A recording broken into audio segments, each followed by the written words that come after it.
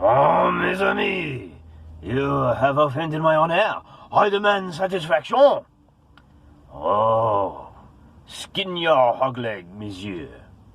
Did the French say skin your hog leg? I know the Cowboys did. Hey, grab your statistic textbooks, everybody, because today we're talking math. And I know you're a war gamer, so I know math doesn't scare you. As you can see, we've got a couple of musketeers here that are getting ready to do battle. On the left, we have one of the King's... on the left, we have one of Cardinal Richelieu's guards. And on the right, we have one of the King's loyal guards. Which, of course, means we are talking about... We are back at the park, and we're talking about En Garde. Now, those of you that have been watching the channel for a little while know that I've been working through some games of En Garde, solo style, because of the current silliness. And it occurred to me, you'll have to forgive the bouncing and whatnot, we're improvising, we're busy lads. There we go. One of my best commenters, a feller named Andrew Beasley, pointed out that my solution to playing a decidedly not solo game in the solo style needed a little bit of work. To bring you up to speed, if you haven't watched any of those battle reports, when you have a duel such as this, and one thing I'll point out to those of you that have watched the battle reports, you can fight straight up duels. You can issue a challenge, and then you play this battle out to the death. Hasn't come up in any of my games, because my games are not musketeers, they're not cinematic, they are War in the Vendée. Serious business. But when you're playing musketeer style, you do have the option of fighting a duel. When you fight a duel, let's suppose these guys are both rank 4 fighters, you get to do 4 actions in that melee round. Or, I guess they call it 4 ploys. And what you do as a 2-player game is you select whether your guy is going to attack or defend. And if this figure was going to go heavy on the attack, then the player would secretly grab 3 of these attack tokens and maybe 1 defense just to be on the safe side. You hide those from your opponent. So there's a little bit of bluffing going on. And then you roll for initiative to see who gets to do the actual attack first. And you only damage when you're on the attack, unless you use a ploy, which costs actions or chips. So my solution was to use these chips, just chuck them in a bag, and I actually use gems, but the chips are a little more portable, and just draw them blindly. But Andrew pointed out that the math is a little wonky, and I think it explains something that had been worrying me for some time with the game. It didn't feel right. And that is because of the math involved. So, essentially, every time you draw a chip out of the bag, you're changing the odds for what the next chip will be. So, it's probably easiest just to demonstrate. So in this battle, we're starting off, we've got 2 rank 4 fighters. No, let's make them rank 5 so that the example is as profound as it can be. And let's suppose that I go into the bag and I draw for him first. And let's suppose, just randomly, I happen to get 4 defenses and 1 attack.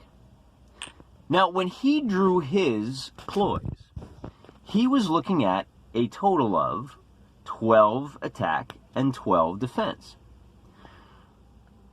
So 50-50. There was even odds you could do attacking or defending, but I just happened to draw heavy on the defense. So now it's the King's Guard's turn to draw, and he does not face a 50-50 choice. The bag contains 11 of the attack and only 8 of the defense. So I am far more likely to draw multiple attacks than I am to draw multiple defenses, simply because there's more of these than these. So what happens over time, and not every time, but typically over time, what I was finding is that my guys were canceling each other out. I didn't notice it until Andrew pointed out that drawing them all from the same bag might be a mistake for that very reason. So I thought about it, and there's 2 different ways to play this. One of them is to, the easiest way is probably to say, all right, you know what? Let's put these back in the bag. They fought to a standstill in round 1. And now it's round 2, and we're going to draw in a different way. Suppose it's round 2. And this time, we're going to do it a little different. I'm going to draw 1 chip for him. And then I'll draw, so now, all we've done is change it from 12-12 to 11-12. And I'll draw a chip for him. And it's 50-50, doesn't matter which one it is. But the point is that by drawing them out individually, the odds remain at about 50-50 for each of these attack and defense. That's one solution that I think will prevent the wild swings in one direction being countered by a wild swing in the other direction. The other way to do this, and this is the way our good friend and mathemologist expert suggested, is to take 2 bags. And so we'll have 6 attack for Mr. Red and 6 attack for Mr. Blue. And likewise with the defense. So now, it doesn't matter which one you draw from first, because if you're going to grab, so again, these guys each have 5 draws. If I grab, and this is probably the better way to do it, because if I grab from this bag, just 5 at random, it's going to be 50-50 the whole time. And this one again, at random, it's going to be 50-50 again. And I think that's probably the better way to do it. Because as I make this video, it occurs to me that by drawing 1 at a time, well, no, it doesn't matter. Either one of those will work fine. Why am I telling you this? Well, for one, it explains some of the weirdness of the videos that I made. Another thing that explains some of the weirdness is when I misunderstand the die with a logo on it, and I think the logo is a 1 when it's actually a 6. That could lead to some pretty big swings, too.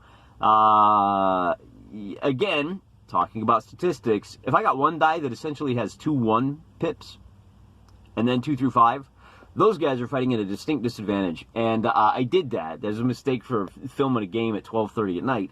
And I think that's why the first game went so strongly against the Republicans. That's a separate issue. This issue today is we're talking about why you do this. And maybe you don't play on Garde. Maybe you don't play it solo.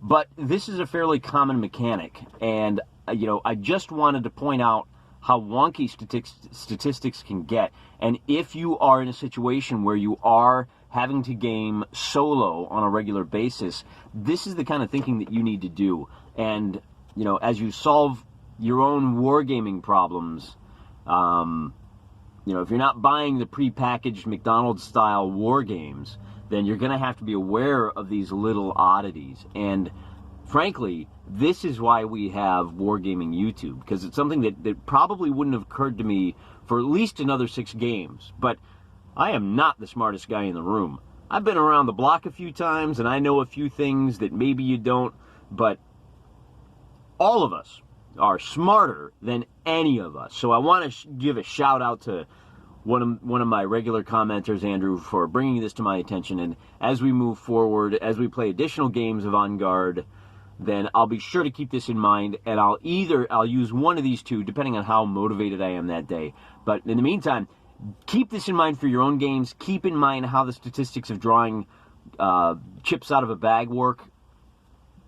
This is similar to cards, but with cards you at least shuffle them up. So if you've got a 50-50 card deck, once you get them shuffled, they're locked in place, and whatever streaky oddities are in play are already there. And you don't know what they are anyway, so it doesn't make as big a difference.